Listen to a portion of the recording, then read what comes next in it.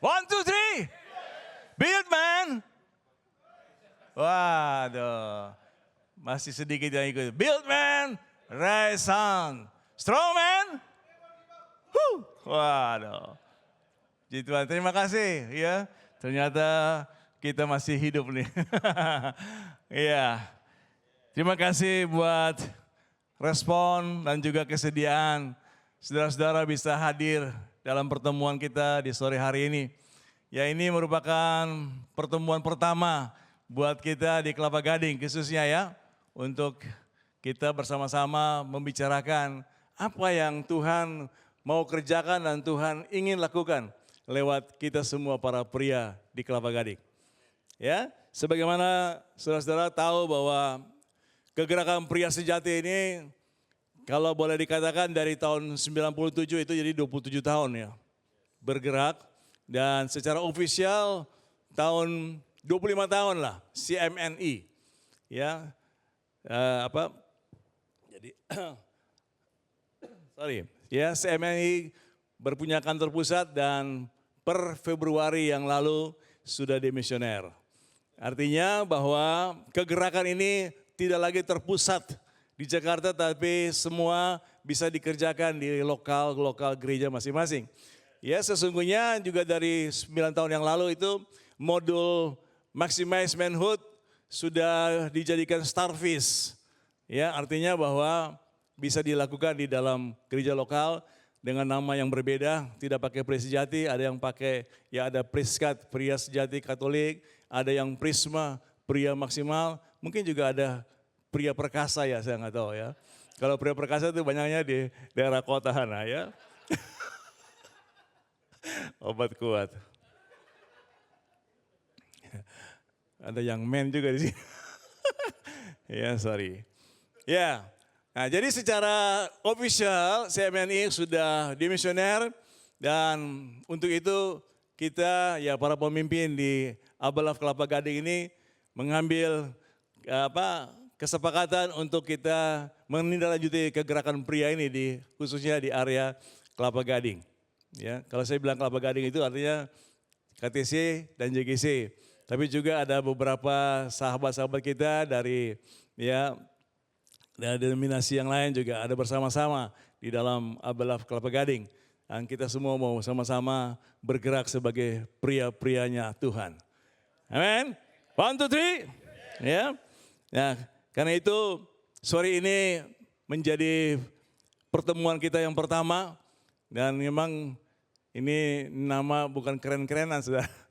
Iya, tapi ini juga nama yang Tuhan taruh di hati para pemimpin, dan kita sepakat oke lah.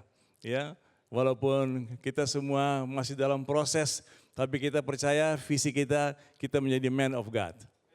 Amen. Ya, karena itulah sebabnya sore ini kita berkumpul ya, karena kita mau menjadi man of God. Saya mau baca satu ayat yang sudah tidak asing buat saudara-saudara yang sudah mengikuti ya camp pria sejati mungkin sekali, 2 kali, bahkan mungkin sudah lebih dari itu. Ya, ayat yang tidak asing buat kita. Ya, saya mau baca dari 1 Korintus pasal yang ke-11 ayatnya yang ketiga. Ya, 1 Korintus 11 ayat yang ketiga dikatakan demikian. Tetapi aku mau, ya, ini kata Rasul Paulus kepada jemaat di Korintus, supaya kamu mengetahui hal ini. Ya, Paulus mau gereja di Korintus, ya, khususnya para pria mengetahui hal ini. Hal apa yang Paulus ingin supaya jemaat di Korintus dan khususnya para pria mengerti akan hal ini. Karena dengan mengerti hal ini, maka gereja di Korintus, jemaat di Korintus, keluarga-keluarga di Korintus akan mengalami berkat Tuhan yang melimpah-limpah. Sebagaimana janji Yesus, aku datang supaya mereka memperoleh hidup dan memperolehnya dalam segala kelimpahan. Nah, aku mau supaya kamu mengetahui hal ini, yaitu kepala dari tiap-tiap laki-laki ialah Kristus. Kepala dari perempuan ialah laki-laki, dan kepala dari Kristus ialah Allah. Nah, kepala di sini ya dalam bahasa Yunani-nya itu adalah kephale. Kephale yang artinya adalah sumber. Ya, sumber. Sumbernya pria siapa? Kristus. Lalu kemudian pria menjadi sumber untuk siapa? Ya, untuk perempuan. Tapi dalam hal ini kalau kita berbicara keluarga, ya suami kepada istri. Ya, atau juga di sini ada orang-orang muda, ya ada anak-anak muda, remaja, ya pelajar, mahasiswa, mungkin belum menikah ya, memang belum menikah pasti ya. Ya, juga bisa menjadi sumber buat keluargamu. Sebagaimana firman Tuhan kepada Timotius, janganlah seorang pun menganggap engkau rendah karena engkau muda, tapi jadilah teladan bagi orang percaya dalam perkataanmu, dalam tingkah lakumu, dalam kasihmu, dalam kesucianmu dan dalam kesetiaanmu. Jadi saudara juga bisa jadi teladan buat papamu, buat mamamu, buat saudara-saudaramu di rumah. Ya. Nah, sumber ya. Tuhan sumber kita nih yang pria. Kalau kita menjadi sumber bagi ya keluarga kita. Yang Tuhan punya rencana supaya keluarga kita menjadi keluarga yang diberkati supaya jadi berkat. Ya. Tetapi banyak keluarga kita masih belum sampai ke situ, saudaraku. Ya, saya juga nggak bilang keluarga saya juga sudah segitu ya. Kita semua masih dalam berproses. Kenapa keluarga kita hari ini belum menjadi keluarga ilahi, keluarganya diberkat? Persoalannya ada di sumbernya. Ya, mungkin sumbernya mampet, mungkin sumbernya kotor. Saudaraku, ya, saya masih punya banyak hal yang perlu diperbaiki, diperbaharui. Ya. Sayang hari ini kita hanya pria yang kumpul ya. Kalau ada wanita nanti wanita bisa bersaksi. Ya, bahwa ternyata kita di luar ya, 1, 2, 3, yes. Tapi di rumah sontoloyo. Ya. Nah itu sebabnya kita dikumpulkan sore hari ini supaya kita semua bisa sama-sama belajar akan firman Tuhan, akan kebenaran-kebenaran yang Tuhan akan sampaikan ya lewat para pemimpin dari tim ya yang sudah Tuhan juga siapkan untuk bisa berbagi dengan kita sehingga kegerakan ini bisa akan terus berlanjut sampai kita semua menjadi pria yang serupa dengan Kristus. Amin. Sebab ya pria sejati atau pria yang saudaraku yang menjadi sumber seperti Kristus menjadi sumber itu adalah sama dengan Kristus. Kesempurnaan seorang pria adalah sama dengan keserupaan dengan Kristus. Ya, jadi kita mau saudaraku terus sama-sama bergerak menyelesaikan rencana Tuhan buat keluarga kita, buat gereja kita, juga buat kota dan bangsa kita.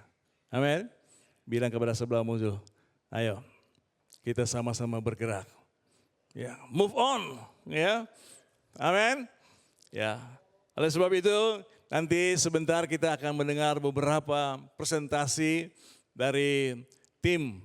Ya, ini saya sebut aja tim pengajaran yang ya, memang selama ini mereka yang Tuhan pakai dan Tuhan tempatkan di dalam pelayanan khusus untuk pengajaran, untuk doktrin. Jadi mereka juga yang sudah mempersiapkan untuk beberapa materi atau beberapa modul yang kita akan juga sama-sama belajar untuk memperlengkapi. Ya, untuk melengkapi, bukan menggantikan.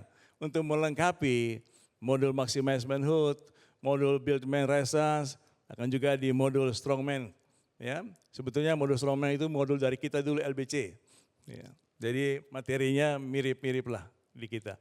Jadi sore ini biar saudara semua bisa buka hati, buka pikiran, kita dengar apa yang Tuhan mau berbicara buat kita sore hari ini, supaya kita bisa terus bergerak bersama, menyelesaikan rencana Tuhan dalam hidup kita.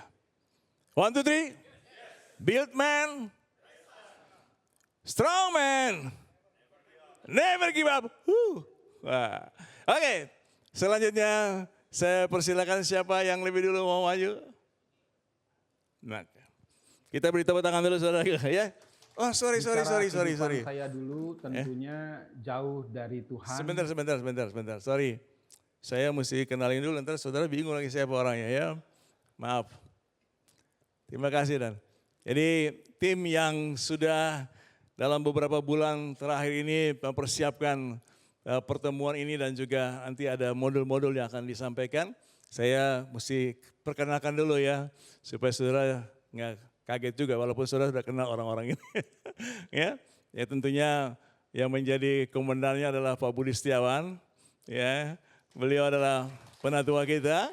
Kemudian bersama dengan Pak Yusuf Ho, ini adalah pemimpin departemen pengajaran kita. Ada Pak Elsit, oke aja. Ada Pak Yesi, nah ini pemimpin di youth. Juga Stevie, ya sudah ya. Ada lagi yang lain? Yang lain coming soon. Oke, lanjut Chef. Bicara kehidupan saya dulu tentunya jauh dari Tuhan, hidup dalam dosa yang menjijikan. Jika pernah membaca surat kabar pos kota, hampir semua yang tertulis dalam cetakan tebal, cetakan kecil tentang bermacam-macam kejahatan sudah pernah saya lakukan. Jadi sangat menjijikanlah hidup saya dulu. Ya bahkan sampai jijiknya terhadap diri sendiri, saya malas ya, bahkan udah mau mengakhiri hidup ya karena melihat hidup saya sangat-sangat tidak berguna gitu. Dan juga tidak punya rasa tanggung jawab terhadap diri sendiri juga, udah nggak mau berpikir tentang masa depan, pokoknya benar-benar hidup itu sembarangan. Jika saya menginginkan sesuatu dalam kehidupan, tentunya saya akan coba cari segala cara untuk bisa mencapainya. Dengan kelicikan saya, dengan manipulasi saya kepada orang lain, dan banyak hal yang memang akhirnya berdampak buruk bagi orang lain. Itu semua karena demi tercapainya egonya saya akan sesuatu hal ya. Dan itulah hidup saya menghalalkan segala cara yang saya bisa untuk mencapai keinginan saya. Dan banyak hal sekali yang memang berdampak buruk bagi diri saya dan juga orang-orang di sekitar saya. Bahkan sampai ya jangankan orang lain, keluarga saya sendiri itu sudah tidak mau berhubungan dengan saya ya, hidup bersama saya. Jadi memang saya ini sampah masyarakat yang memang udah sampah kotor lagi, sampah dari sampah ya. Jadi itulah hidup saya dulu yang benar-benar jauh dari Tuhan. Titik terendah dalam hidup saya waktu itu ketika saya tidak punya tempat bermain ya.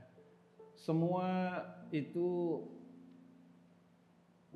tidak aman buat saya karena saya dicari-cari oleh pihak-pihak tertentu ya, oleh kelompok, oleh pribadi-pribadi yang memang menginginkan kecelakaan, bahaya buat saya, dan saya tidak punya tempat yang aman lagi. Di titik terendah itulah saya rasa saya lelah, saya butuh sesuatu yang membuat saya bisa ditolong ya. Itulah titik terendah saya. Baik, 1, 2, 3. 1, 2, 3. Mantap. Halo Kak. Halo. Tadi sepertinya di video Kak Tommy seperti apa ya, masih menjaga kata-katanya gitu dengan lemah lembut ya. Masih pakai istilah-istilah gitu. Nah sekarang kita butuh yang denger Kak, butuh denger Kak Tommy itu separah apa sih dulu sebelum jadi man of God ya. Tadi kan man of trash ya kan, man of sampahnya dari sampah, bayangin itu kayak apa Kak? Kita perlu tahu Kak. Ya kalau mau diceritain juga jadi malu juga buat saya ya. Tapi ya kalau ditanya ngapain aja gitu ya. Ya kalau mau dibilang dari mencuri dan mengajarkan orang mencuri, dari merampok dan mengajarkan orang merampok. Waduh, ya. jadi open trainer for trainer gitu Iya, kayak itu. mencuri. Iya ya sempat juga jadi bandar juga. Waduh. Ya memang dari kalau bicara gaya hidup saya itu biasa kalau dulu bangun tidur itu udah pasti minuman keras sampai malam ya udah biasa lah.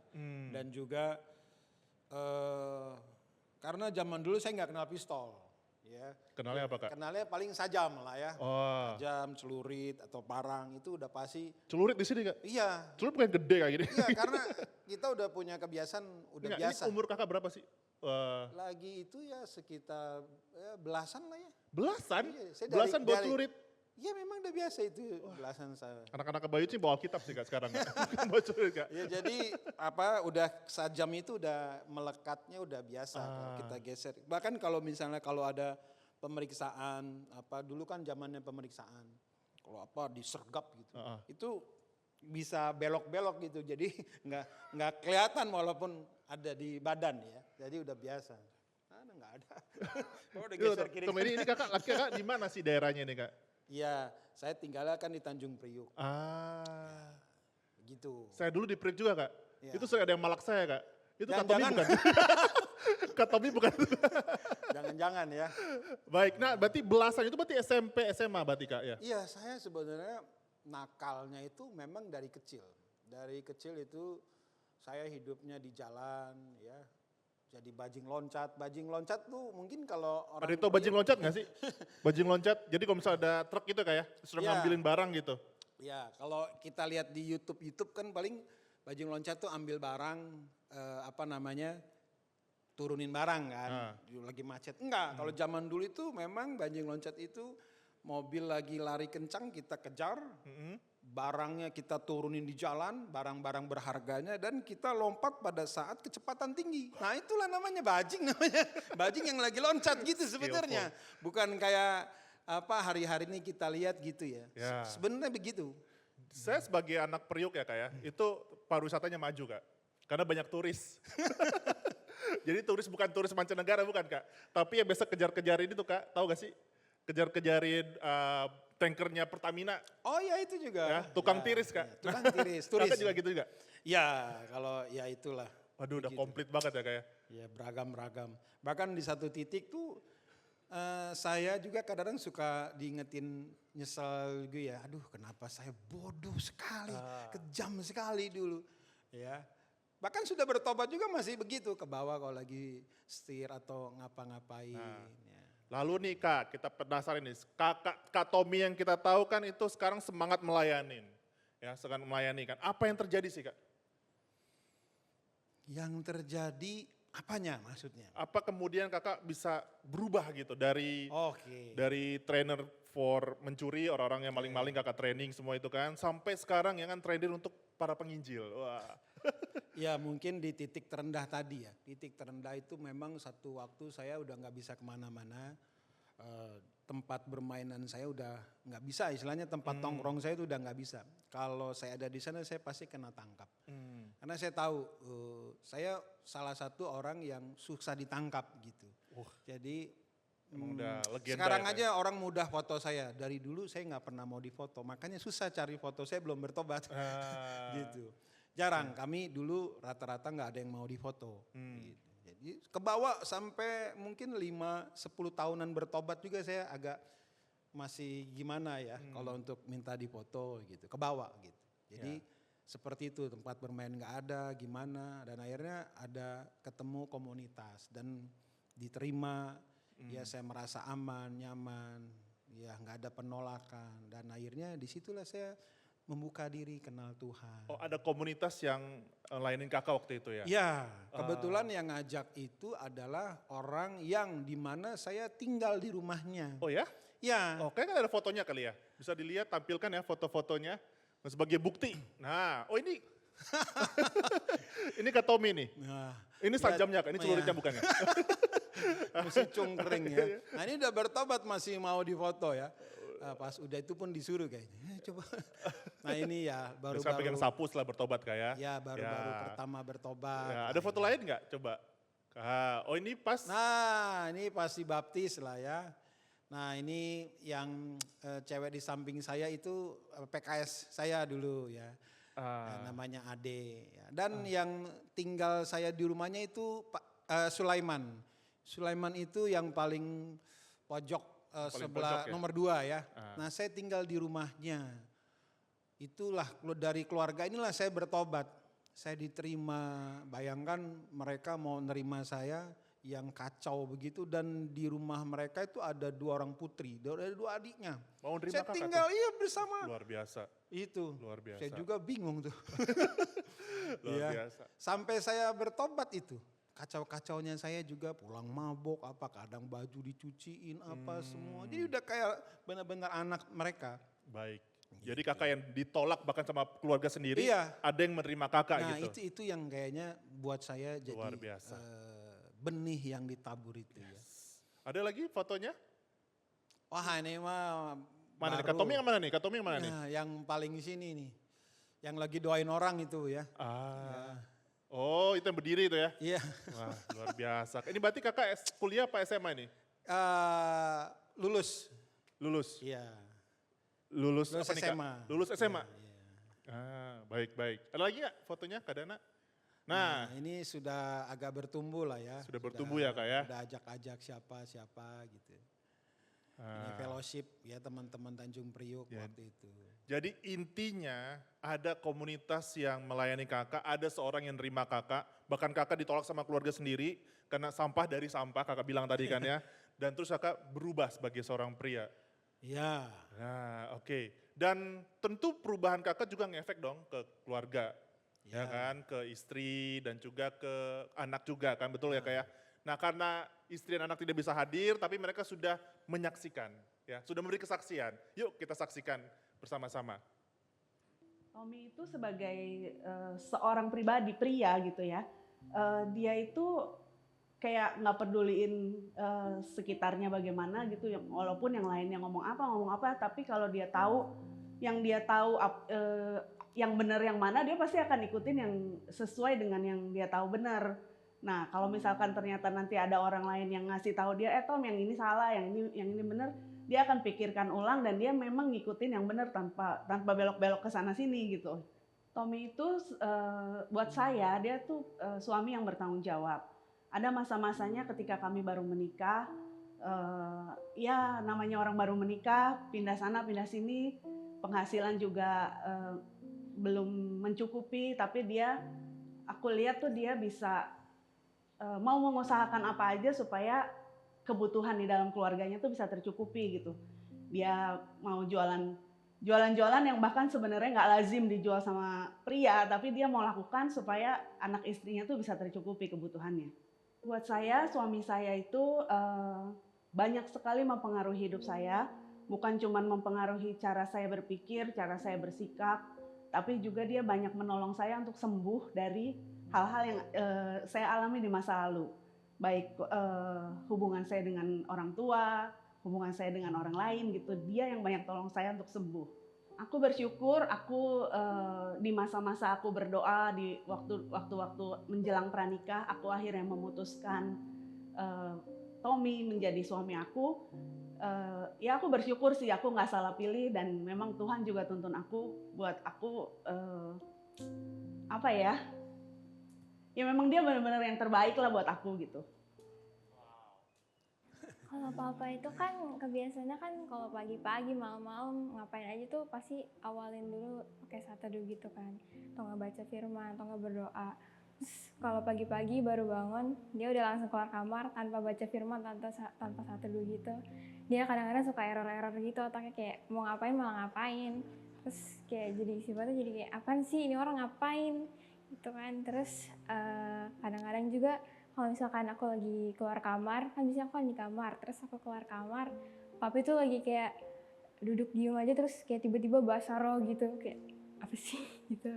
Kadang-kadang suka aneh sendiri karena papi tuh dikit-dikit ngomongnya sama Tuhan, iya Tuhan aku kayak gini. Kadang-kadang tuh suka keceplosan kayak gitu kalau di mobil juga. Nah terus yang paling aku kadang-kadang risih juga gara-gara kalau misalkan aku pagi-pagi gitu kan baru bangun, aku pengen makan, terus papi bilangnya, enggak jangan makan dulu, baca firman dulu baru makan. Kadang-kadang suka kayak gitu. Jadinya aku suka kelaparan sendiri gara-gara disuruh saat teduh dulu sama papi gitu. Kan aku kan sibuk kelas ya. Jadi kadang-kadang tuh latihan tuh suka lama, terus suka pulang malam, tapi papi tuh nggak pernah ngeluh kalau disuruh jemput tuh pasti selalu nungguin aku gitu, walaupun pulangnya malam-malam.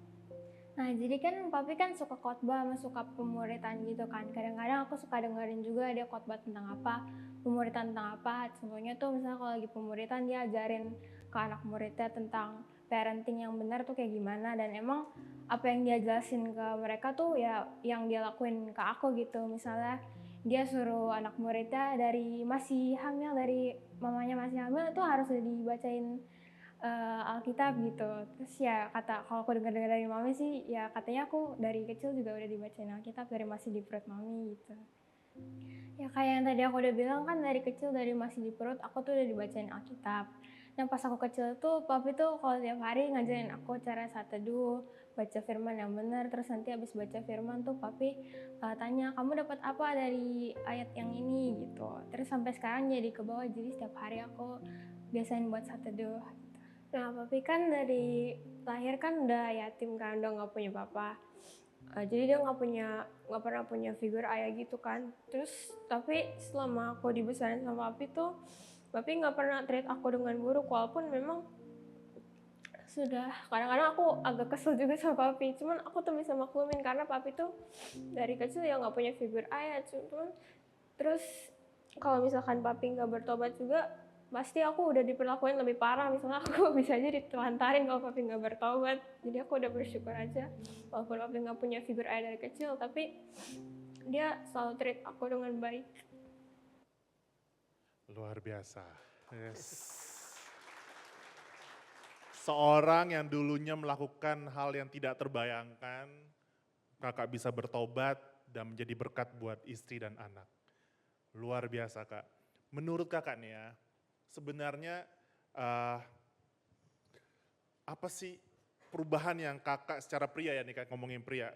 Sebelum kakak bertobat dan kemudian kakak ditangkap Tuhan, berubah, diterima oleh keluarga, diterima oleh seorang, menjadi bagian dari keluarga. Lalu kakak menjadi kepala keluarga. Menurut kakak apa sih kak? Kalau buat saya ya mentaati apa yang kita tahu itu sebagai kebenaran. Contoh ya, saya awal-awal saya bertobat ada seangkatan dengan saya itu bandar besar. Jadi lumayan sahabat saya. Tapi dalam perjalanannya saya yang lebih banyak artinya meresponi. Misalnya kalau saya bertobat, waktu itu saya dapat kebenaran kalau kamu mau terbebas merdeka dari banyak hal, kamu mesti bereskan dengan orang-orang yang bersangkutan dulu gitu. Jadi saya hitung banyak sekali Tuhan. Saya mesti datangin satu cewek, orang yang saya rugikan, orang yang saya curi, orang yang saya rampok, orang yang saya bla bla. Susah sekali. Tapi ya kata-kata itu tidak berubah dari hati saya. Oh berarti saya disuruh ini. Jadi saya lakukan, saya hampiri wanita yang pernah saya lecehkan, orang yang saya rugikan, bahkan ya banyak hal. Saya harus lakukan apa untuk mengganti semua yang pernah saya lakukan. Saya datangi dan saya rasa itu yang membuat saya berubah. Gitu. Bahkan di keluarga juga ya, saya memang punya kebiasaan, saya kalau saya tahu saya salah ya saya sorry. Saya apa yang saya harus bisa lakukan. Jadi mungkin lebih kepada respon terhadap apa yang menjadi kebenaran itu. Udah taatin aja, pasti breakthrough kita dalam sepanjang hidup kita ya. Karena pertobatan itu kan panjang ya. Bukan hanya pada saat kita bertobat. Jadi ya terus sampai hari ini. Jadi kalau Tuhan tegur sesuatu ya beresin. Kulturnya itu aja. Intinya taat ya kak sama proses. Ya jalanin aja. Wah luar biasa. Kak sebelum kita tutup, kita berdua ngobrol, boleh gak kasih ke para pria yang hadir. Mengapa sih kita kak harus menjadi man of God? Kenapa kita harus bertobat dan berubah kak?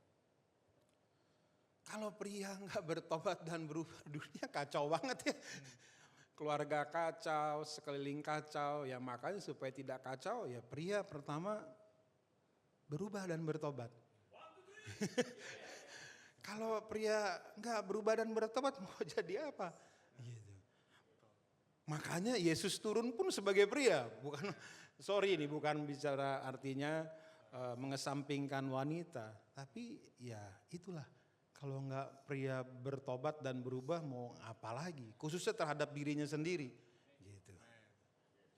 Wah, luar biasa, kasih tepuk tangan buat Kak Tommy. Terima kasih Kak Tommy. Ya. Nah, thank you Kak. Wah, terberkati Kak saya. Selain dari Kak Tommy, kita akan juga belajar ya dari 3 orang yang luar biasa. Ya, saya kenal baik dengan mereka. Kita panggil langsung aja ya, tanpa berlama-lama. Kak Yusuf, ya, Kak Elcit dan Jesse. Yuk, silakan kakak-kakak. Yes. Ya, Kak Elcit ya, warnanya cerah sendiri Kak. Seperti tidak ikut briefingnya kalau harus pakai hitam-hitam kayak. Masih nuansa kemerdekaan. Kak Elcit, nah menurut Kak Elcit nih, ya itu sudah nyala Kak? Sudah nyala. Tes, Ya. tes ya. Menurut Kak Elcit nih Kak, sebenarnya ya menurut kebenaran firman Tuhan, man of God itu core value-nya apa sih Kak prinsipnya? Baik. 1, 2, 3. Para pria, kesempurnaan seorang pria adalah identik dengan keserupaan dengan Kristus. Nah, perhatikan para pria, kita bahas ini secara singkat. Ya. Eksistensi keberadaan Kristus dijelaskan, boleh kalau saya sebut ayatnya bisa tolong ditampilkan.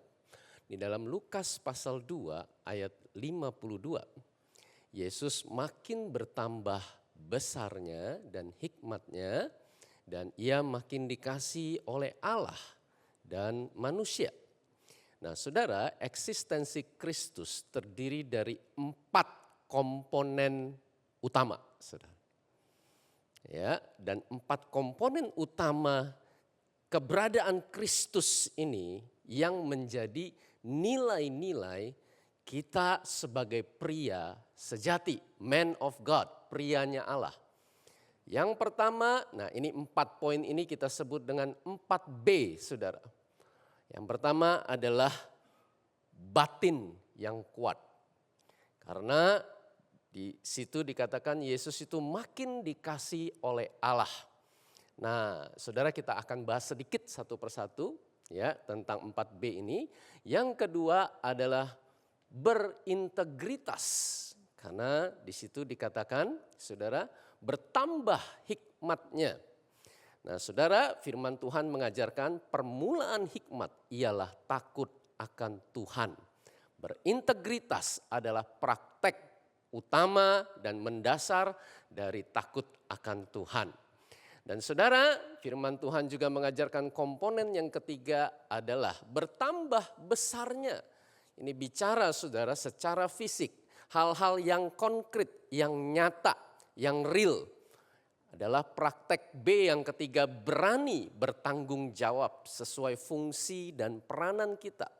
Di dalam keluarga, di dalam lingkungan kita, di tempat di mana kita berada, kita diutus. Bagi yang masih sekolah, yaitu kita ada di sekolah.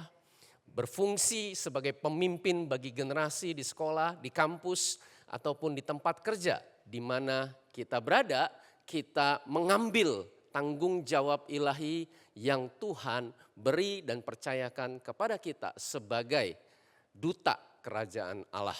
Dan komponen yang keempat adalah saudara berdampak kepada sesama kita. Karena di situ dikatakan makin dikasihi manusia, di mana kita ya berfungsi sebagai garam dan terang di bumi ini. Demikian. Oke. Yes. Ada 4 berarti Kak ya? Yes. 4B ya. Hafal. Yang pertama, batin yang kuat. Yes. Yang kedua, berintegritas. Yang ketiga, berani bertanggung jawab. Bertanggung jawab. Yes. Dan yang keempat, pria harus Berdampak. berdampak. Wah, Yes. luar biasa. Kak, yang pertama dulu nih Kak. Kita nggak terbiasa ngomong batin ya. Kita tahu ilmu kebatinan ya. Ya kan, satu batin yang kuat. Batin ini kayaknya aneh buat kita dengar. Nah, batin yang kuat apakah seperti tadi Kak Tommy bilang kan ketika dia bertobat dia harus pemberesan. Nah, apakah itu batin yang kuat atau gimana Kak? Menurut Kakak apa sih batin yang kuat Nah, itu? saudara, ketika kita mendengar kata batin, ya saudara, boleh saya ajak untuk kita tidak mengasosiasikan ini dengan ilmu kebatinan, saudara ya. Tidak ada hubungannya, saudara ya. Nah, jadi kata batin di sini diambil dari kata batinia yang ada di dalam 2 Korintus pasal 4 ayat yang ke-16, saudara. Tetapi ya, kami tidak tawar hati, sebab itu kami tidak tawar hati, walaupun manusia lahiriah kami semakin merosot, tetapi manusia batiniah kami dibaharui dari sehari ke sehari, setiap hari diperbaharui. Nah, kata manusia batiniah ini, saudara, identik dengan istilah yang sudah kita kenal sebelumnya, yaitu manusia roh. Nah, jadi saudara, bangun manusia roh itu artinya adalah kita membangun manusia batiniah. Nah, saudara, apa ini manusia batiniah, saudara? Nah, ini yang berarti dalam hal ini bicara tentang roh kita yang terkoneksi dengan roh Allah. Bahwa di dalam roh kita, di dalam hati kita, di dalam hidup kita, roh Allah yang menuntun dan membimbing kita sehingga orang ya sebagai pria yang mempunyai batin yang kuat adalah pribadi yang bergantung kepada tuntunan Roh Kudus. Dan kunci supaya itu bisa terjadi ya itu dijelaskan di ayat berikutnya yaitu ayat 17 dan 18. Saudara perhatikan bagaimana cara bangun manusia roh. Nah, saudara, ya ini kita bahas secara singkat saja. Sebab penderitaan ringan yang kita alami tidak sebanding dengan kemuliaan kekal yang Allah sediakan bagi kita. Nah, lalu di ayat 18-nya, sebab kami tidak memperhatikan yang kelihatan, tetapi yang tidak kelihatan. Nah, saudara, perhatikan saudara. Kunci untuk membangun batin yang kuat, kunci untuk membangun manusia roh, itu terletak pada cara pandang, saudara. Untuk kita melihat, untuk kita memperhatikan yang tidak kelihatan, daripada kita melihat yang kelihatan. Nah, kalau saudara mau mengerti lebih detail bahkan sampai kepada bagaimana prakteknya secara konkret saudara, itulah sebabnya saudara akan ada momen lebih lanjut untuk kita bisa belajar membangun batin yang kuat ini sebagai pria sejati, sebagai man of God. Nah, tetapi kita singgung sedikit di sini saja, kenapa kita harus belajar melatih cara pandang, inilah yang dijelaskan oleh Paulus. Yaitu kita harus mengalami terus-menerus pembaharuan budi, saudara. Yaitu paradigm shifting. Nah, supaya itu bisa terjadi, disinilah pentingnya merenungkan firman Allah. Jadi, secara sederhana, batin yang kuat secara praktis itu dibangun dengan terus-menerus praktek merenungkan firman Allah. Bilang sama kanan kiri, pria sejati terus-menerus merenungkan firman Allah. 2, 3. Nah, baik Kak. Nah, tadi kan sudah penjelasan secara singkat ya.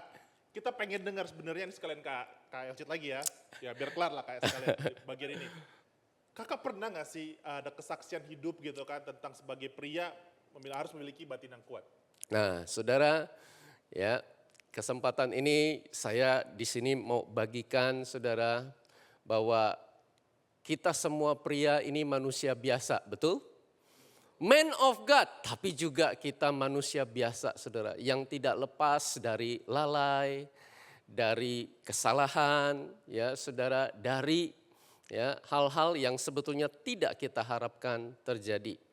Nah, saudara, ya kesempatan ini ya di sini juga hadir salah satu putra saya, saudara. Nah, kita ini ya di keluarga saudara, kita semuanya sibuk. Wah, putra saya yang pertama saudara dengan laptopnya dia ngedit, dia apa yang dia lakukan? dia edit film, clips dan sebagainya. Itu untuk apa? Untuk pelayanan, saudara. Ya, putra saya yang kedua juga sibuk dengan Zoom, ya, dengan ya apa tugas-tugasnya dia. Ya, istri saya juga sibuk, saudara, urusan rumah tangga. Saya juga sibuk, saudara. Ya, besok mau persiapan ini harus sampaikan, ya harus melayani dan sebagainya dan seterusnya. Sampai saking sibuknya, saudara. Coba saya mau tanya, saudara pernah mengalami enggak? Ya. Sampai kita udah nggak ada waktu lagi sekeluarga duduk diam bersama-sama untuk kita gandengan tangan, kita berdoa. Saudara, ini terjadi dalam hidup kami, saudara. Dan kami sibuk apa? Sibuk pelayanan, saudara. Sibuk persiapan melayani. Tapi ironi, saudara, kita sendiri juga udah berhari-hari nggak berdoa, nggak kita fellowship sama-sama karena semua masing-masing sibuk. Coba tengok kanan kiri, kedengarannya familiar nggak? Tanya sebelah saudara. Dan saudara, tahu nggak saudara? Saya sadar, tapi gimana? Orang sibuk kok. Saudara tahu saya harus persiapkan, waduh besok meeting saya tahu saya akan ditanya begini-begini, saya udah harus siapin dulu. Wah selanjutnya saya akan ada presentasi sama klien. Wah selanjutnya saya harus bicara dalam pertemuan. Wah selanjutnya saya harus siapkan pelayanan firman dan seterusnya. Wah dari pagi sampai malam sibuk. Tapi saudara, ya saya tidak berfungsi sebagai imam di keluarga saya. Saya lalai untuk berfungsi sebagai nabi yang menyampaikan kebenaran firman Tuhan. Saya lalai sebagai imam yang membawa, memimpin keluarga saya datang kepada Tuhan. Dan saudara, saya lalai berfungsi sebagai raja yang melayani, yang mengasihi, yang memperhatikan anggota keluarga termasuk istri dan anak-anak saya. Dan saudara, saya dalam hal ini saudara, beberapa hari saya masih punya alasannya itu apa? Karena saya sibuk pelayanan saudara. Coba tengok kanan kiri, apa alasan kamu? Tanya sebelah saudara. Nah saudara, sampai akhirnya ada satu pemicu. Ya, saya bersama istri, kita cuma satu perkara kecil saudara. Tapi karena kita udah renggang ya saudara, kita enggak lagi membangun kesatuan roh. Itu jadi ribut besar saudara. Pernahkah saudara mengalami demikian? Dan karena ribut besar keluarlah di situ istri saya ngoceh saudara. Dasar kamu yang di luar sana dilayani istri sendiri, anak-anak sendiri. Udah lama kita, kapan kita terakhir? Waduh, di situ saya sadar saudara. Wah, kadang-kadang istri ngomongnya sakit saudara. Tapi yang lebih sakit itu apa saudara? Bukan soal isi pesannya. Yang lebih sakit yang dia ngomong benar saudara. Coba tengok kanan kiri, ngerti enggak saudara? Jadi gini saudara, yang dia ngomong cara menyampaikannya, aduh kok enggak enak ya cara menyampaikannya. Tapi yang lebih enggak enak adalah yang dia ngomong itu benar saudara. Aduh itu mengganggu saya saudara. Sampai akhirnya singkat cerita saudara. Sampai saya harus bilang sama putra-putra saya, sama istri saya. Sekarang semua laptop, semua gadget taruh sini. Masuklah Ci. Ayo taruh. Taruh semua termasuk laptop papa. Taruh sini. Tutuplah Ci, sekarang mari kita duduk. Mari kita datang kepada Tuhan. Wah, disitulah saudara awal kita bertobat. Dan disitulah kita mengalami Allah mencurahkan kasih karunia-Nya. Allah mencurahkan roh-Nya. Dan saudara, disitulah saya mengalami bahwa batin yang kuat itu bukan sekedar satu momentum semata. Tapi itu harus terus-menerus dibangun di dalam kehidupan kita sehari-hari. Yes. 1, 2, 3. Yes. Luar biasa Kak Elcit. Yes. Jess. Kita yang tua dulu kali ya. Kak Yusuf Kak, silakan Kak Yusuf gantian, boleh ya. Tadi Kak Elcit sudah jelasin B yang pertama batin yang kuat. Nah Kak Yusuf gantian sekarang ya. Kak, B yang kedua itu tadi disebutnya berintegritas. Nah menurut kakak secara singkat nih kayak berintegritas, pria man of God itu Kenapa sih penting punya integritas? Berintegritas itu sebenarnya ya paling enggak ada 3 hal sebenarnya. Kenapa? Yang satu, berintegritas itu maksudnya utuh. Ya. Integritas itu utuh. Utuh, jadi gitu istilahnya di mana-mana dia sama gitu ya. Terus yang kedua itu berintegritas itu dia itu lakukan apa yang dia ngomong. Ya.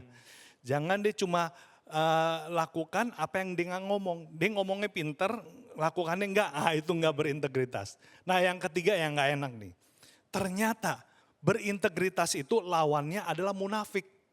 Dengan kata lain kalau kita, ya saya jadi pria itu enggak berintegritas, sebenarnya saya pria yang munafik. Gitu ternyata berintegritas. Baik, nah kakak sendiri deh kak, punya ini nggak sih, punya cerita khusus nggak sih secara pribadi ya tentang berintegritas? Oh iya. Jadi ini sambung yang tadi ya. Jadi memang kan karena berintegritas seperti itu, saya ada cerita nih ya. Ceritanya beberapa waktu yang lalu ya, kita itu ada acara besar ya. Acaranya para pemimpin, acara besar para pemimpinnya. Terus sudah itu saya termasuk salah satu panitianya. Nah karena konon ya, konon biasanya itu acara pemimpin, aduh susah banget gitu untuk kita ngumpulin pemimpin ya. Kita kumpulin bikin acara jam segini ya, ternyata datangnya 1 jam setelahnya ya. Malah kadang-kadang setengah jam sebelumnya bilang batal, nggak jadi, alasannya ABCD ya. Nah karena saya jadi salah satu bagian panitia, saya bilang udah bikin undangan dengan sebuah sanksi ya.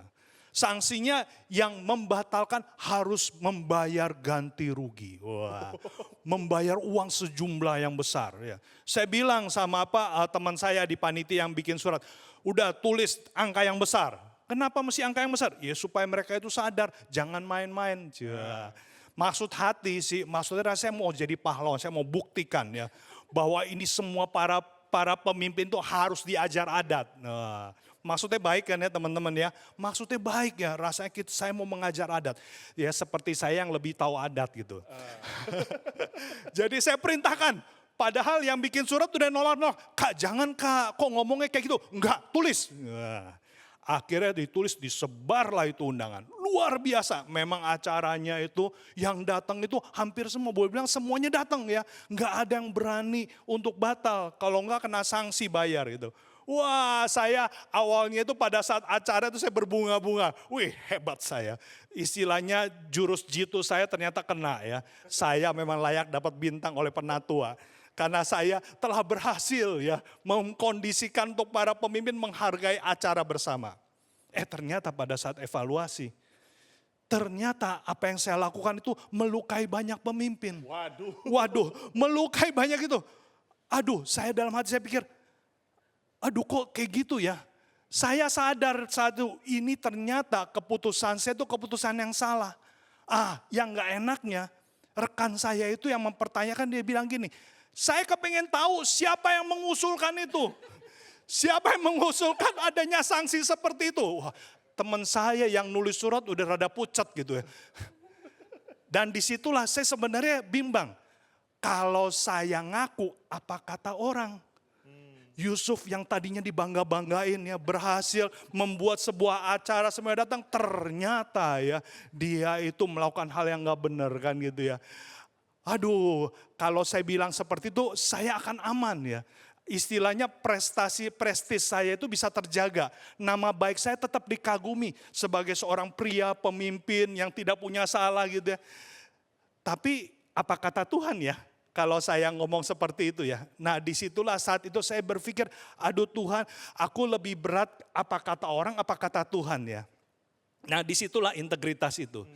Jadi benar integritas itu saat kita itu harus memilih, kita itu mau jalani gak kebenaran yang kita ngomong. Atau kita cuma ngomong doang tapi kita gak jalani.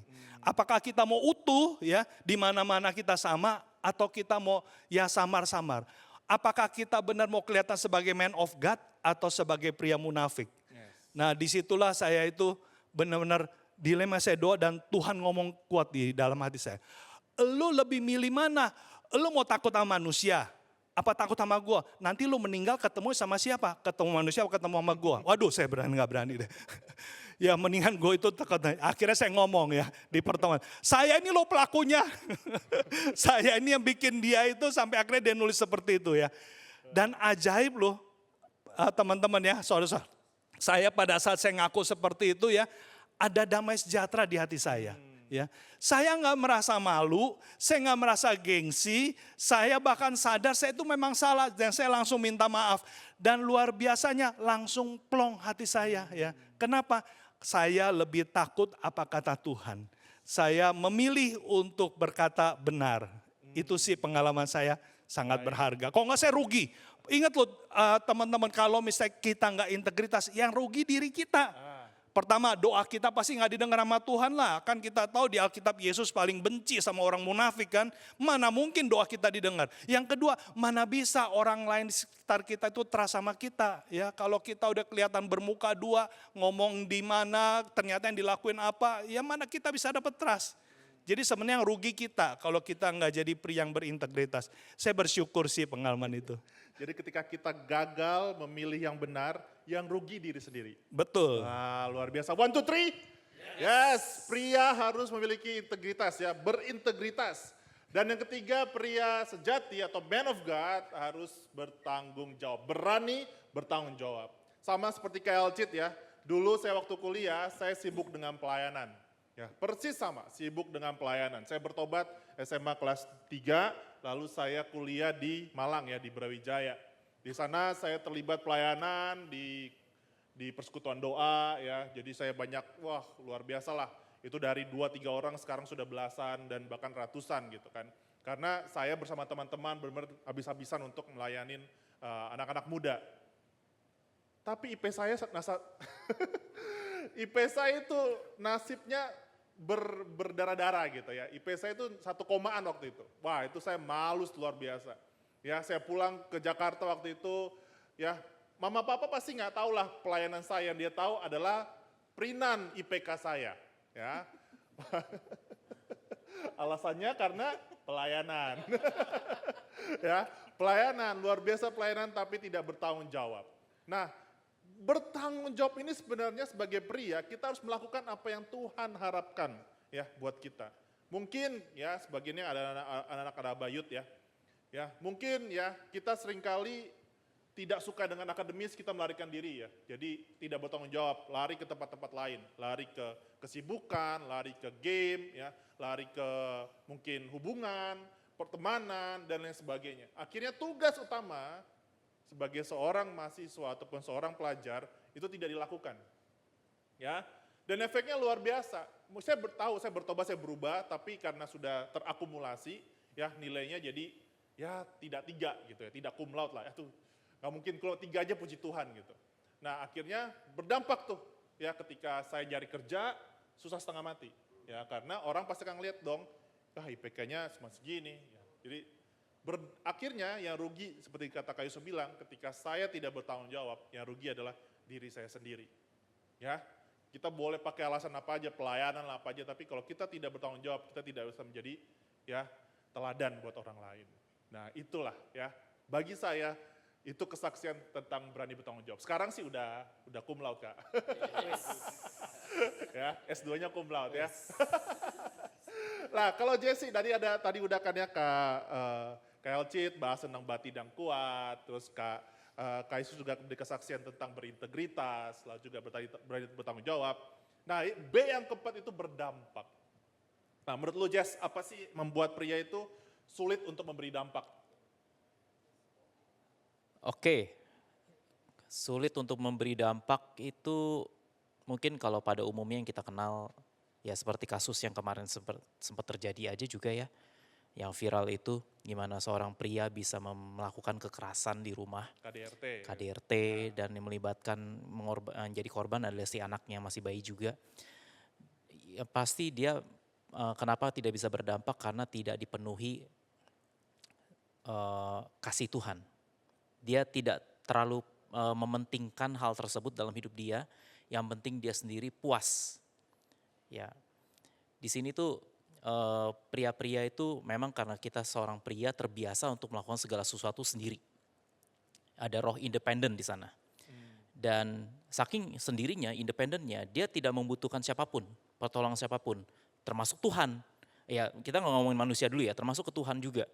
Jadi ya yang dia mencoba untuk berjuang sendiri, memuaskan egonya sendiri, akhirnya ya dia tidak pikirin keadaan keluarganya. Itu menurut saya tuh paling utama. Kenapa dia seorang pria itu tidak bisa berdampak. Ya karena independen ya. Independen. Sulit bangun hubungan gitu Sulit, ya. sulit sekali. Semuanya hubungan itu hanya sifatnya transaksional. Jadi hanya di kulit aja gitu ya. Ya kita pria gitu ya, kalau misalnya kita mau ke mall aja, kita cuma punya satu tujuan ya ke tempat itu aja gitu kan. Sama juga kita pria dengan pria kalau ngobrol yang penting-penting aja gitu, enggak yang sampai cair banget ngobrolnya. Pria pada umumnya, memang walaupun ada pria-pria yang dia tuh suka sekali untuk dia bergaul, tapi pria pada umumnya kan seperti itu. Ya. Kalau dari lu sendiri ada nggak sih Jess cerita pribadi gitu ya, sebagai man of God itu harus memiliki dampak yang baik? Oke. Tentunya karena tadi independensi juga gitu ya. Saya juga dilahirkan di keluarga dan saya dididik dari kecil. Papi mami saya komplit sebenarnya, tapi tidak menciptakan suasana rumah yang harmonis. Saya tidak pernah sekalipun melihat orang tua saya main tangan, kasar gitu ya. Tapi yang dilihat adalah ya kalau misalnya mereka berkelahi, konflik, ya berantem mulut gitu. Dan itu yang saya lakukan juga ke istri. Dan diperhatikan juga, yang sayangnya sekali ya, sayang sekali sampai anak saya pun juga ikut beberapa kali di dalam konflik kita tuh kita membiarkan dia menyaksikan hal tersebut. Dan efeknya, ya kita ngomongin yang buruknya dulu, efeknya anak saya yang pertama yang melihat tersebut, dia pun juga mengulangi hal yang sama dan dia cenderung untuk kalau misalnya dia tidak sukakan sesuatu, dia teriak-teriak. Ya ini kita tidak bisa salahkan dia karena itu salah saya dan salah istri saya juga. Lalu saya punya kelemahan. Saya punya kelemahan dalam hal komunikasi. Berapa kali konflik yang terjadi antara saya dengan istri saya adalah ketika saya tidak mengkomunikasikan sesuatu. Dan dia karena saya dengan istri saya tuh sama-sama orang-orang yang cermat ya, sama-sama pemikir. Orang-orang pemikir kan kelemahan satu, asumsi. Iya kan? Berasumsi segala hal. Padahal kita tidak punya maksud dan tujuan ke arah yang sana, istri saya berpikir jauh banget ke sana gitu ya. Dan disitulah saya merasa, saya salah nih di sini. Saya tidak mengkomunikasikan, saya tidak berfungsi sebagai pria yang benar. Saya harusnya mengkomunikasikan apa yang menjadi perasaan saya, apa yang menjadi kesibukan saya, supaya menghindari hal-hal tersebut terjadi. Lalu ya itu kelemahan satu. Hal yang kedua untuk saya tuh gimana saya bisa bercerita tentang berdampak, ya otomatis kepada anak saya yang pria. Karena saya dekat sekali sama dia. Ada satu kejadian di Kelapa Gading, saya mau nerobos lampu merah. Anak saya teriak, "Papa!" Kenapa? "Papa itu merah." Ya saya tahu itu merah. Cuman kan ini kan posisinya merahnya itu merah untuk belok kiri. Kalau kita lihat kalau misalnya merah belok kiri, ya udahlah ya kan tidak membahayakan gitu. Kalau misalnya merahnya menerobos yang persimpangan itu jelas berbahaya sekali. "Papa tadi lampu merah." Ya secara ego saya punya kesempatan untuk saya membela diri dengan berbagai alasan. Tapi benar yang tadi Kak Yusuf bilang, ada kelegaan ketika saya ngaku. Satu sisi mau nggak mempertahankan egoisnya itu. Ada, saya nggak mau terlihat kalah, saya tidak mau terlihat rendah, saya nggak mau terlihat direndahin sama anak saya kan. Lalu akhirnya, iya papa salah tadi. Papa tadi menerobos lampu merah ya Jeven. Iya papa tadi menerobos lampu merah, iya papa salah. Jeven jangan ulangin yang kayak papa lakukan tadi ya. Di situ saya tuh melihat ini loh sebenarnya tuh berdampak tuh dari hal-hal sederhana seperti ini. Kita dampak nggak usah ngomong yang besar-besar dulu deh. Kita untuk berdampak yang paling penting kepada siapa sih? Ya kepada orang-orang yang kita sayangi. Di rumah, sekeliling kita, lingkungan kita, bahkan kepada orang yang tidak mengenal kita pun ya kita juga harus berdampak pada mereka. Yes. Jadi berdampak itu kita memberikan legasi melalui hubungan yang kita punya dengan anak. Satu kata, legasi, warisan. Luar biasa, kasih tepuk tangan dong, 1, 2, 3. Yes. Wow, terima kasih kakak-kakak bisa kembali ke tempatnya. Ya, jadi coba ambil coba kiri kanannya, kita ulang lagi 4B tadi apa aja. Yuk, dari yang pertama. 4B yang pertama tadi apa? Memiliki batin yang kuat. Yang kedua? Berintegritas. Yang ketiga? Berani tanggung jawab. Dan yang kelima? Berdampak. Ayo coba, kiri kanannya berdua-berdua, silakan. Ayo, B yang pertama. Ayo, coba berdua-berdua dengan temannya kiri kanan.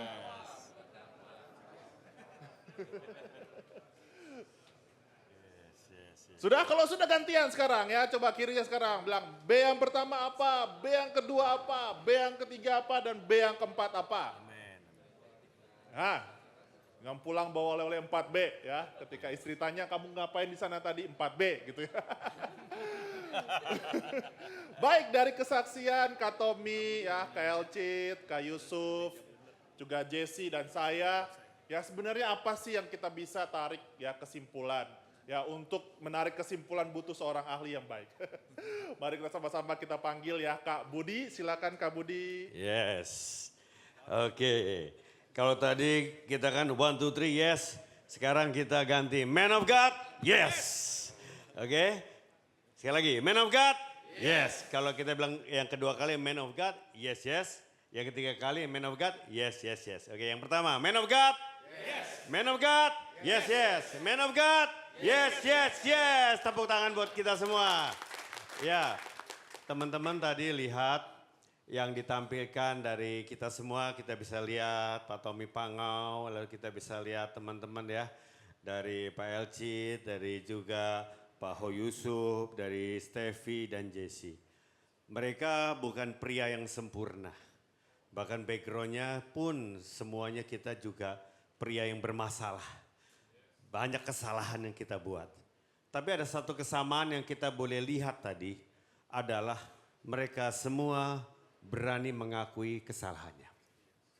Itulah prianya Allah, man of God. Amin. Man of God berani mengakui kesalahannya. Amin.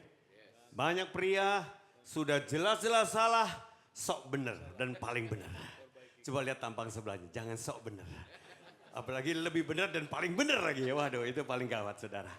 Udah jelas-jelas istri negor ya. Yang ditegur itu benar. Cuma gengsi kita ini yang gak kuat ini. Kita punya gengsi yang begitu besar. Untuk berani berkata, maafin saya, saya salah. Nah inilah yang membuat pria dunia sama prianya Allah ini berbeda. Kalau prianya Allah memang seorang yang berani mengakui kesalahannya. Kita berani berkata apa adanya, ya saya salah. Ya, saya percaya istri-istri begitu merindukan ya. Bukan melihat suaminya sempurna justru. Justru melihat suaminya ini benar-benar punya 4B tadi. Batinnya kuat, betul nggak? Berani berintegritas apa adanya. Bahkan mengakui kesalahannya, berani bertanggung jawab bahkan berdampak buat keluarga. Ya, saya yakin semua istri nggak menuntut kesempurnaan. Karena kita semua nggak ada yang sempurna di dunia ini, betul nggak? Tapi apakah kita mau jadi apa adanya hidup? Dan kita mau bertobat. Nah itu tadi. Kalau semua kita pernah salah di sini, kita bisa ngelihat ada tindakan mau bertobat. Bangkit dan bertobat. Itu yang membuat kita buat perbedaan Bapak Ibu, Bapak-Bapak. Ya, karena apa? Karena kita semua mau berubah, betul nggak? Dengan berubah tandanya kita berani mengakui dan bertobat. Dan saya yakin kalau di sini ada pria-pria seberapa banyak teman-teman hadir di sini, engkaulah orang pilihan. Amin. Ya, kita sudah tahu kegerakan pemuritan yang ada di gereja kita, yaitu SPK Pemenang, dan banyak kita habis SPK Pemenang ini apa saudara? Nah apa yang kita mau lakukan sama-sama lewat momentum hari ini, kita mau membuat lagi, menggerakkan lagi, membangkitkan lagi pemuritan pria. Ya, semua kita kayak yang sudah selesai SPK Pemenang, mari kita fokus ya. Di dalam komsel, di dalam komunitas kita, kita mau memuridkan pria-pria. Dan mulai dari bapak-bapak, teman-teman yang di sini. Ya, kita mau bikin kegerakan ya. Nanti kita akan ada follow up setiap bulan, ada pertemuan. Dan kita mau memuridkan pria-pria yang rindu dan haus. Ya, kita akan belajar 4B ini lebih dalam. Dan kita mau sungguh-sungguh menghidupinya. Bahkan tahun depan, kita akan buat satu camp Ya, man of God, dan kita semua yang sudah dimuridkan di sini, kita pun akan memuridkan pria-pria yang lebih banyak lagi. Akan kegerakan membuat para pria yang ada di tempat ini, di gereja ini, benar-benar bangkit jadi man of God. Amin. Mari kita bangkit berdiri, kita mau datang kepada Tuhan pada sore malam ini, saudaraku. Thank you, God. Yes, Lord. Lord, I give you my heart. Amen, Lord Jesus. I give you my soul. I live for you alone. Every breath that I take, every moment I'm awake. Lord, have your way in me.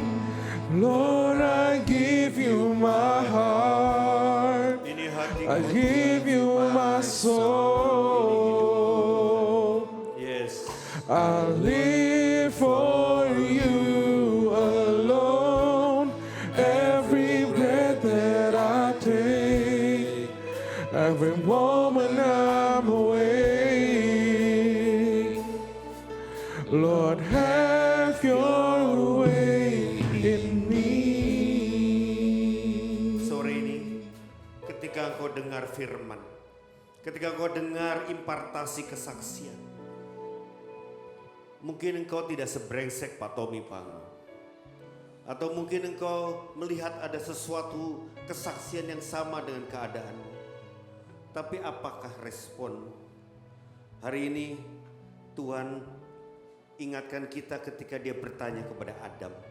Adam, di manakah engkau? Adam tidak berani bertanggung jawab. Dia bersembunyi, dia melarikan diri. Padahal kalau dia datang mengaku dosa sama Tuhan, dia mau bertobat sama Tuhan di Taman Eden itu, ada kesempatan, saudara. Kita gak jadi orang keturunan orang berdosa.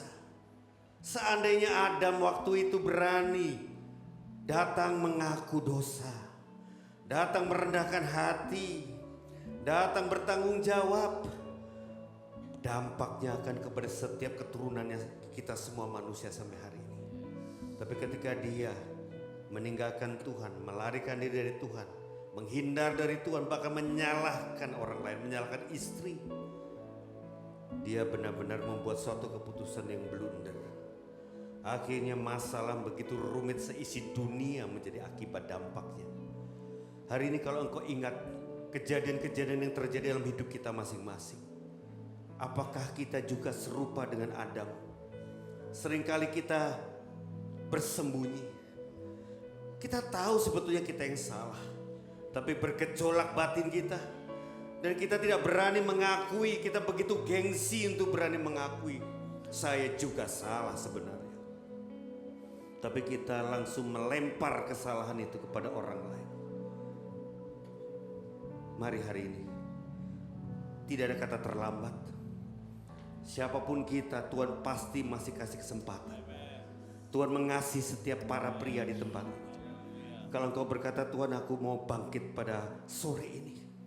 Aku mau jadi man of God, aku mau bangkit jadi priamu ya Tuhan. Aku mau belajar merendahkan hati, mengaku kesalahanku. Mari taruh tangan di dadamu, saudara. Kita gak ada yang sempurna di hadapan Tuhan. Jangan lari dari tanggung jawab, jangan lari menghindar. Karena Bapa tidak pernah menolak kita. Segagal-gagalnya kita, sehancur-hancurnya kita, Bapa tangannya terbuka untuk kita. Bapa ingin memeluk kita kembali dan menolong kita bangkit kembali. Jangan lari dari Tuhan, jangan menghindar dari Tuhan, jangan bersembunyi dari Tuhan seperti Adam. Tapi rendahkan hatimu Tuhan, akui kesalahanmu. Itu yang menyukakan hatinya Tuhan. Tuhan, ini aku. Mari saudara, setiap kita bangkit berdiri, kita taruh tangan di dada. Tuhan, ini aku. Aku pernah salah, bahkan aku sering salah. Salah kepada istriku, salah kepada anakku, salah kepada banyak orang Tuhan. Dari sikapku yang tidak berintegritas, aku berdusta di hadapan Tuhan dan manusia. Aku Tuhan tidak bertanggung jawab atas kesalahanku. Aku takut Tuhan, aku merasa malu. Apa kata orang nanti? Dan aku bersembunyi Tuhan. Tapi hari ini aku diteguhkan bahwa itu semua kesalahan besar. Itu tidak membuat aku dapat ditolong, bahkan aku akan hancur.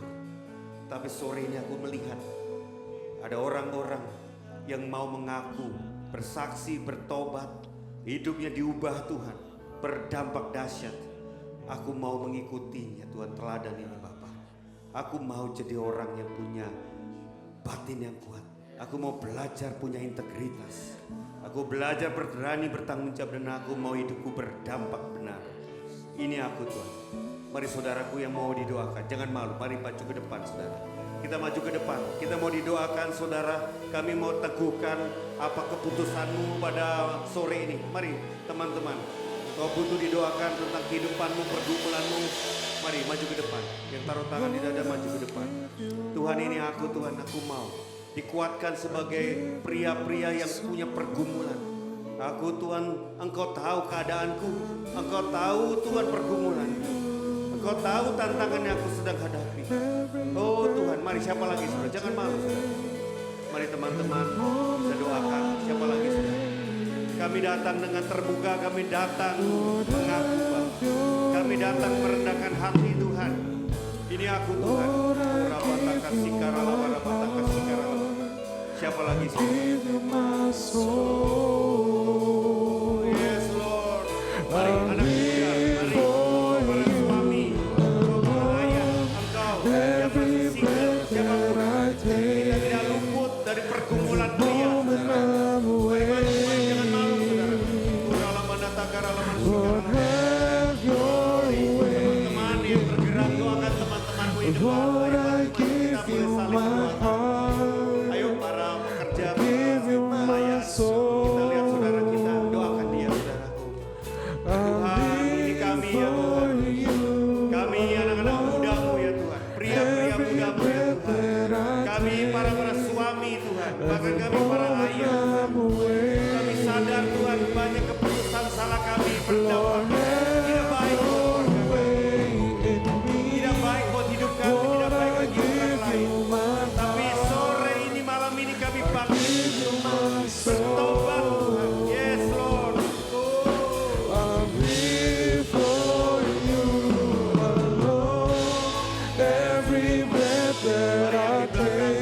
Saling mendoakan sesama Tuhan.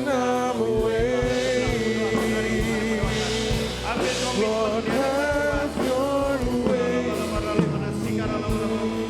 Kami mau mendoakan Tuhan setiap kami.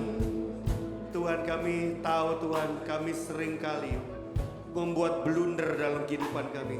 Kami seringkali terpleset Tuhan dan bereaksi salah dalam kehidupan kami. Seringkali Engkau ingatkan kembali kejadian demi kejadian yang terjadi dalam hidup kami. Dan kami sadar kami harus Tuhan bertobat kembali. Kami harus berani menghadapinya karena Tuhan pun tidak pernah menolak dan membuang kami. Tuhan bahkan menunggu kami datang mencari Tuhan. Datang merendahkan hati sama Tuhan. Datang mengakui kesalahan kami sama Tuhan. Dan itu menyenangkan hatinya Tuhan. Ini kami Tuhan. Kami mau bertobat, hati yang hancur, hati yang remuk di hadapan Tuhan, itu yang Kau cari Tuhan. Dan inilah kami para priamu di pada sore ini Tuhan. Ora papa kasikarala para pata kasikarala wala. Entah itu keputusan keuanganmu yang salah, keputusan di dalam Tuhan Engkau mengelola waktu-waktu hidupmu. Kau jatuh dalam satu ikatan kebiasaan burukmu lagi. Kau jatuh dalam kehidupan masa lalumu lagi. Jangan takut, datanglah bertobat. Akui dan bertobatlah. Bapa begitu rindu kembali anaknya. Pulang kepada Bapa, balik kepada Bapa. Yes Lord. Tuhan, kami mau berani mencopot kemunafikan kami. Karena kami tidak ditolak. Kami tidak dibuang. Tapi kami sadar Tuhan. Kami diterima dan dipulihkan Tuhan. Kami bangkit kembali bagi Engkau Tuhan. Makasih Tuhan, makasih Tuhan. Kurapataka sikarala. Kiralarala manatakarala masikarala. Thank you God, thank you Jesus Tuhan. Jamah Tuhan. Jamah setiap peserta, jamah setiap pria di tempat ini Tuhan. Tanpa terkecuali Tuhan. Kau mau berurusan dengan hati kami yang paling dalam Tuhan.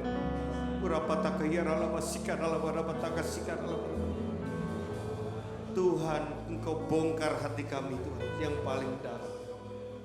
Ampuni kami Tuhan. Seringkali kami seperti Adam yang tidak bertanggung jawab itu ya Bapa. Tapi hari ini kami bangkit seperti Adam yang kedua, itu Kristus Yesus. Itulah yang menjadi teladan hidup kami, itulah Yesus yang tinggal di hati kami sekarang. Terima kasih Tuhan. Kami serahkan Tuhan ke gerakan pria di tempat ini, Abalaf Kelapa Gading, Man of God ini ya Tuhan. Supaya sungguh Tuhan, muncul pria-pria Allah yang akan dipakai Tuhan, mengubah dirinya sendiri, mengubah istri anaknya, mengubah keluarganya, bahkan mengubah orang-orang lain dan dunia ini. Di dalam nama Tuhan Yesus, kita percaya katakan, amin. Haleluya. Silakan duduk teman-teman. Man of God. Man of God. Yes. Man of God. Yes, yes, yes. Tepuk tangan sekali lagi. Haleluya.